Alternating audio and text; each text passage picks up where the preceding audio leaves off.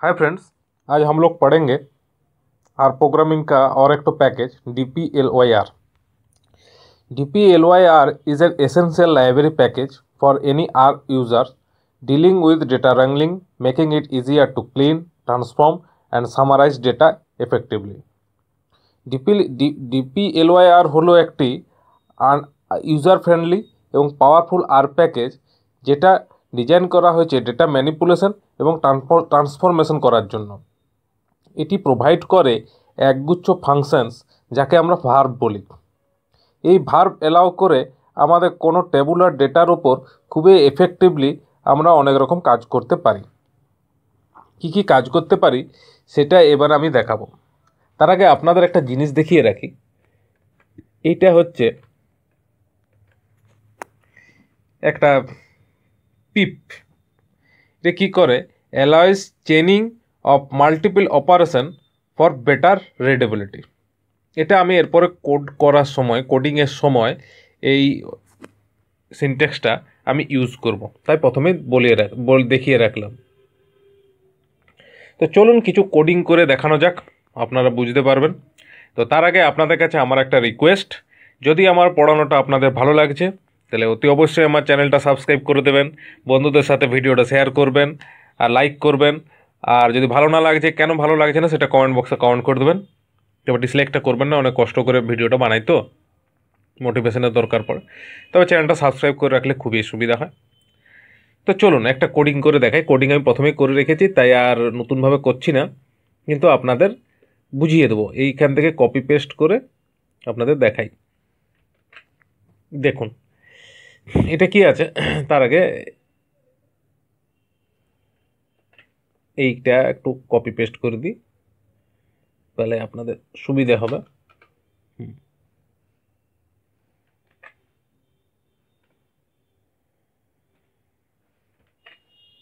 ঠিক আছে,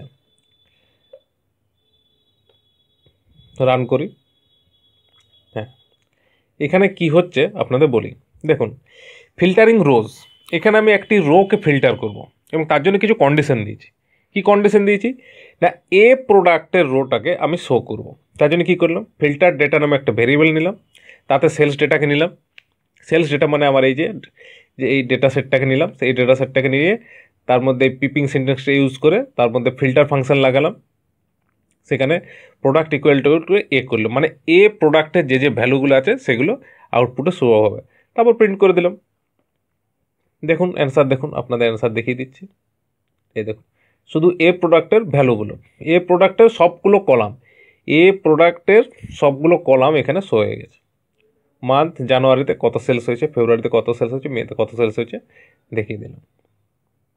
ঠিক আছে, এইবারে আর একটা জিনিস হচ্ছে, এটা হলো, এটার পরে হচ্ছে এবার কলাম। আমরা একটা কলামকে শো করব। ঠিক আছে, সিলেক্টিং কলাম। তো এটাকে প্রথমে রান করাই, রান করালে আপনাদের বোঝাতে সুবিধা হবে। মিনিমাইজ করি। কী করলাম, এখানে একটা ভেরিয়েবল নেম নিলাম সিলেক্টেড কলামস, সেখানে সেলস ডেটাকে নিলাম, তার মধ্যে পিপিং সিনট্যাক্স, তার মধ্যে সিলেক্ট ফাংশানে কী কী নিলাম না, মান্থ অ্যান্ড সেলস। আমার যে ডেটা সেটটা ছিল সেখানে মান্থ ছিল, সেলস ছিল আর প্রোডাক্ট ছিল। প্রোডাক্ট আর সেলসের এই মান্থ আর সেলসের প্রত্যেকটা কলামকে আমরা শো করব। এই দেখুন, প্রিন্ট সিলেক্টেড কলামস, প্রত্যেকটা এসে গেছে। ফেব্রুয়ারি না, জানুয়ারি থেকে স্টার্ট হবে। এই দেখুন, মান্থ সেলসের পুরো 15টা রো ছিল, 15টা রোই এসেছে। চলুন এটা ক্লিয়ার করে দিলাম। এরপরে আছে কি, adding a new column, muted function. ঠিক আছে, মিউটেড ফাংশন ইউজ করে একটা নিউ কলাম আমরা এখানে নেব।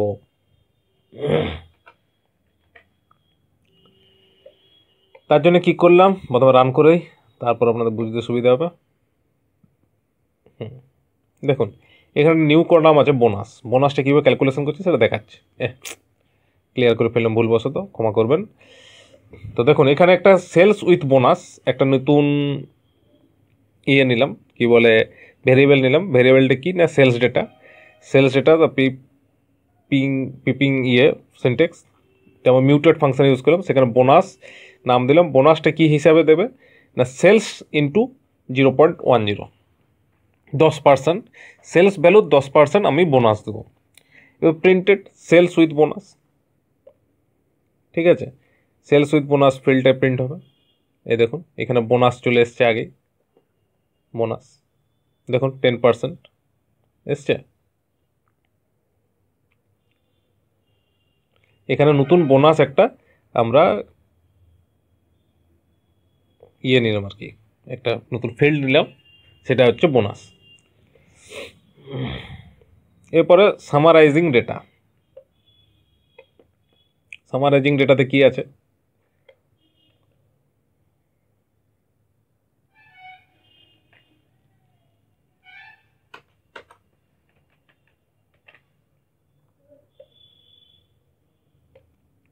সামারাইজিং ডেটা, টোটাল সেলসটা এলো, ঠিক আছে। এখানে আমি সামারাইজিং ডেটাতে কী করেছি দেখিয়ে দিই। টোটাল সেলস নামে একটা ভেরিয়েবল নেব, সেখানে সেলস ডেটা দিলাম। এবার সামারাইজ কী করছি, টোটাল সেলস, টোটাল সেলসটা কী করবো, সাম অফ সেলস, প্রত্যেকটা সেলস ভ্যালুর অ্যাডিশন করবো, তারপর সেটা প্রিন্ট করে দিলাম। এই দেখুন আউটপুট, টোটাল সেলস 2840।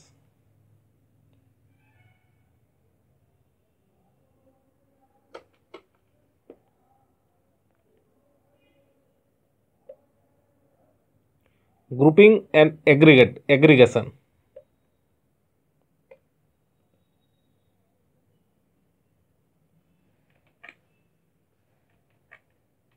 গ্রুপিং এবং এগ্রিগেশন কী করবো, গ্রুপ বাই আর সামারাইজ।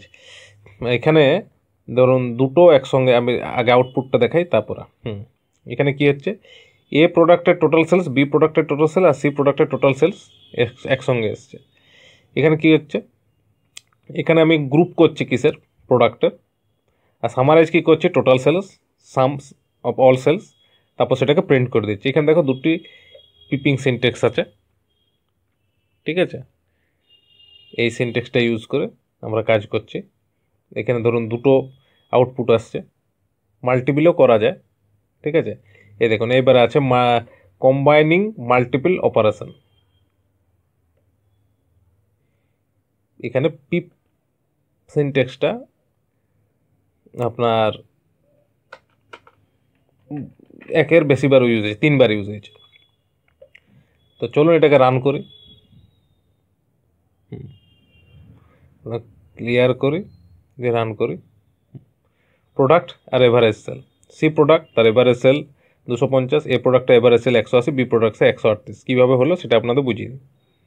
দেখুন এখানে এভারেজ সেলস নামে একটা ভেরিয়েবল নিলাম, তার সেলস ডেটাকে নিয়ে নিলাম, তার মধ্যে গ্রুপ বাই করলাম প্রোডাক্ট গ্রুপ বাই করলাম, তার মধ্যে সামারাইজ করছি এভারেজ সেলস করার জন্য কী করলাম, মিন ফাংশনকে নিলাম, সেলসের মিন বের করলাম, তারপরে অ্যারেঞ্জ করলাম কি, ডিসেন্ডিং অর্ডারে অ্যারেঞ্জ করলাম, এভারেজ সেলসের অ্যান্সার চলে এলাম। আরেকবার আপনাদের রান করে দেখাই, তাহলে বুঝতে পারবেন। দেখুন ডিসেন্ডিং অর্ডারে আছে 250 প্রথমে সি প্রোডাক্টের 250 এভারেজ সেলস, এ এর 180, বি এর 138। মানে একসঙ্গে আপনারা মাল্টিপল অপারেশনও করতে পারবেন, এটা তারই একটা এক্সাম্পল। এবার হচ্ছে ফিল্টারিং অ্যান্ড সামারাইজিং।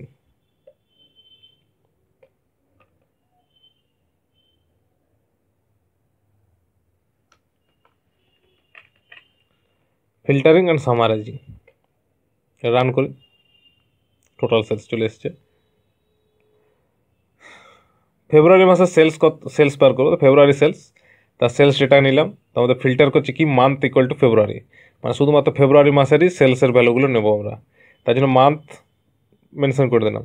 এবার সামারাইজ করছে total sales, sum of sales কিসের, ফেব্রুয়ারি মাসের, সেই জন্য প্রথমে ফিল্টারটাকে ইউজ করা হয়েছে।